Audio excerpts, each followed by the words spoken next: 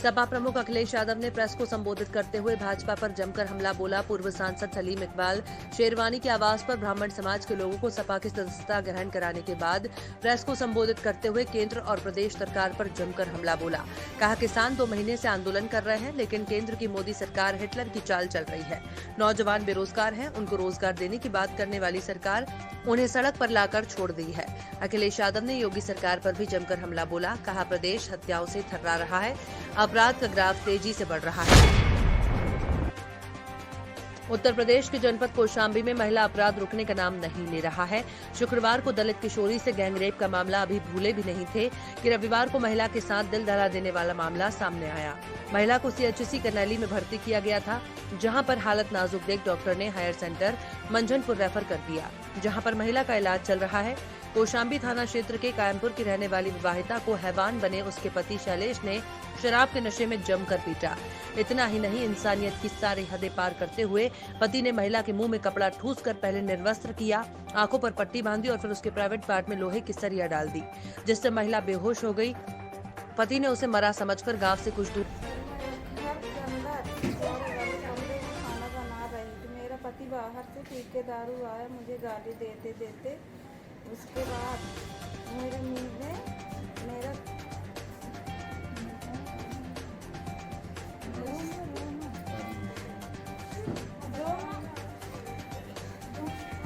पहले ये सीना पकड़ के टान लिया, जमीन में पकड़ लिया, फिर मेरा कपड़ा उतार दिया। कपड़ा उतारते समय मेरे सफर घुसेड़ने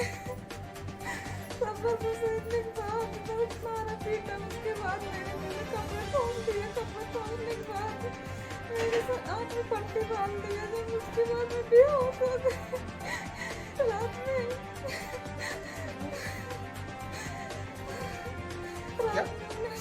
क्या प्राइवेट पार्ट्स में भी आपके वो किए जाएंगे? बाथरूम मेरे नाम बता दीजिए।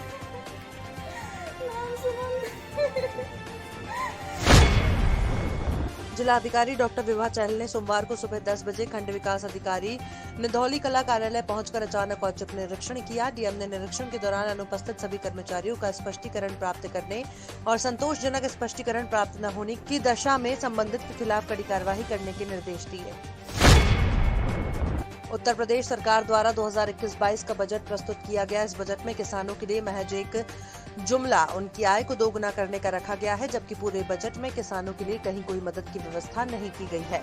जबकि उत्तर प्रदेश की आधी से ज्यादा आबादी आज भी किसानों पर निर्भर है। यही नहीं, इस पूरे बजट में आम आदमी, मजदूर, छोटे व्यापारी के लिए भी कोई स्थान नहीं है और इनका उत्पीड़न करने वाला है।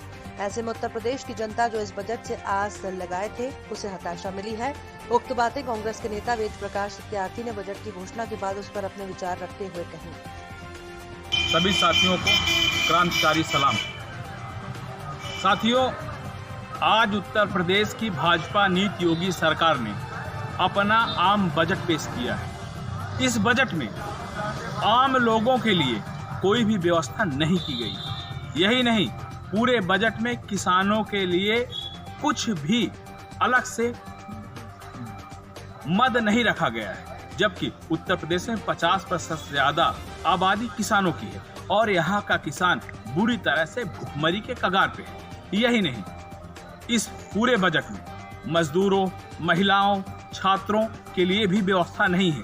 यही नहीं, इस पूरे बजट में जो प्रदेश के बच्चों को शिक्षा देने के लिए घोषणा की गई है, जितने रुपए की, वो रुपए औसत से कम है। ऐसे में जब पूरे कोरोना काल के चलते विद्यालय बंद हैं, तब सरकार को इसके लिए विशेष व्यवस्था करनी चाहिए, लेकिन वो भी व्यवस्था नहीं है। यही नहीं, सड़क, पानी के लिए भी सरकार ने समुचित व्यवस्था नहीं की है। पूरे बजट को देखने पर एक बात छोटे शब्दों में कही जा सकती है कि यह उत्तर प्रदेश सरकार का जो बजट है, ये पूरी तरह से पूंजीपतियों को सुरक्षित करने वाला, पूंजीपतियों को और बढ़ावा देने वाला बजट है। इसका बजट का पूरी तरह से विरोध है। विदिशा जिले में मंदिरों को तोड़ने के विरोध में विश्व हिंदू परिषद बजरंग दल प्रखंड नटेरन द्वारा मुख्यमंत्री के नाम एसडीएम महोदय को ज्ञापन सौंपा गया। प्रखंड मंत्री नीरज दिलेरिया ने बताया कि अतिक्रमण के नाम पर जिला प्रशासन नगर पालिका 3 मंदिर विदिशा में तोड़े, एक गंजबासुता में तोड़ा, जिसकी विश्व हिंदू परिषद बजरंग दल घोर निंदा करता है। बहुत ही निंदनीय काम प्रशासन द्वारा किया जा रहा है। भेदभावपूर्ण तरीके से विदिशा में काल भैरवनाथ महाराज जी मंदिर, हितकारी हनुमान जी महाराज मंदिर, पिपलेश्वर महादेव मंदिर, नीमताल विदिशा, जहां 7 वर्षों से अखंड रामायण पाठ निरंतर चल रहा है।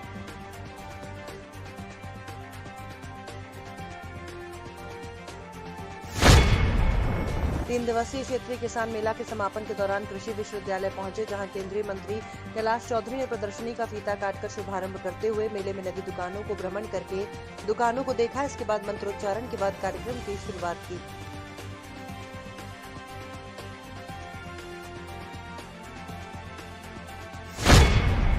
केंद्र की भारतीय जनता पार्टी सरकार के प्रधानमंत्री आज देश के किसानों को विपक्ष में पूंजीपतियों के साथ खड़े दिखाई दे रहे हैं, जबकि देश की सरकार की जिम्मेदारी बनती है कि वो किसानों की उपज का सही मूल्य दिलाए। लेकिन मौजूदा सरकार इस पर पूरी तरह से नाकाम भी है। यही नहीं, कानून भी किसानों की कमर तोड़ने वाले हैं। उक्त बातें पार्टी जिलाध्यक्ष अरुण विद्यार्थी ने बैठक में संबोधित करते हुए कही। इस मौके पर कार्यक्रम में बोलते हुए जिला उपाध्यक्ष आशीष मिश्रा पप्पू ने कहा कि सरकार किसानों को नुकसान पहुंचाने वाले फैसले ले रही है। इस सरकार की साजिश है कि वो किसी तरह से किसानों की जमीन अपनी पूंजीपति साथियों को दे।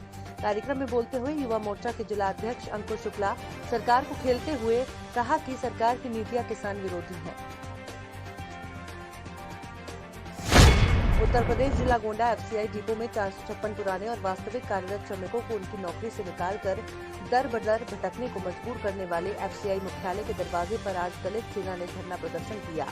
उनका कहना है कि भारत सरकार की अधिसूचना 23 अप्रैल 2010 से लागू होने के उपरांत डिपो की मरम्मत के बहाने छुट्टी कर दी गई। उसके बाद श्रमिकों से कार्य नहीं लिया गया। 2011 में फर्जी तरीके से 222 श्रमिकों को आईडी बनाकर इंडक्शन पर कर दिया, जबकि भारत सरकार की अधिसूचना 23 अप्रैल 2010 3 वर्ष पूर्व के श्रमिकों को विभाग ने माना है, जबकि उस समय के पूर्व डिपो मैनेजर के हस्ताक्षर से वर्ष 2005 से 2007 की सूची और आईडी हमारे पास है। तब से ये सब श्रमिक दर की ठोकरें खा रहे हैं और अपने परिवारों के घरों में इसी आशा के चलते कुछ काम भी नहीं कर पा रहे हैं।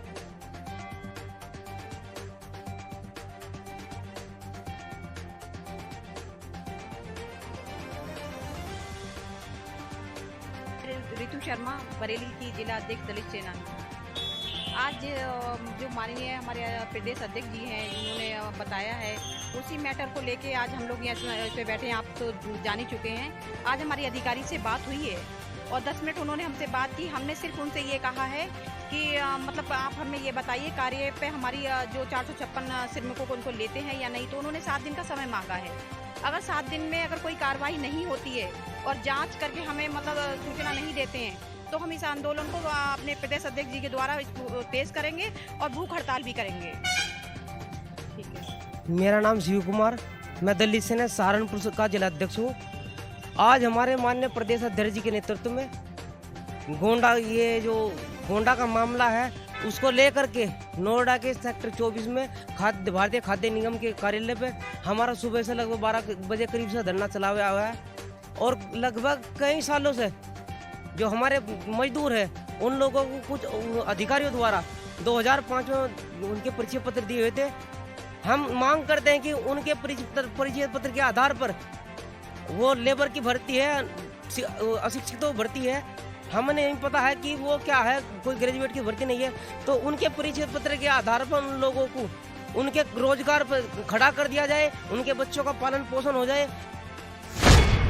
नरकटियागंज गोनाहा प्रखंड अंतर्गत जमुनिया बाजार पंचायत भवन में सोमवार को शिशु रोग चिकित्सक डॉक्टर वली द्वारा बच्चों के लिए निःशुल्क जांच शिविर का आयोजन किया गया, जिसमें दर्जनों बच्चों का स्वास्थ्य परीक्षण करते हुए दवा का वितरण भी किया गया। इसका शुभारंभ फीता काटकर सुभद्रा थाना के एसआई अमरनाथ सिंह ने किया।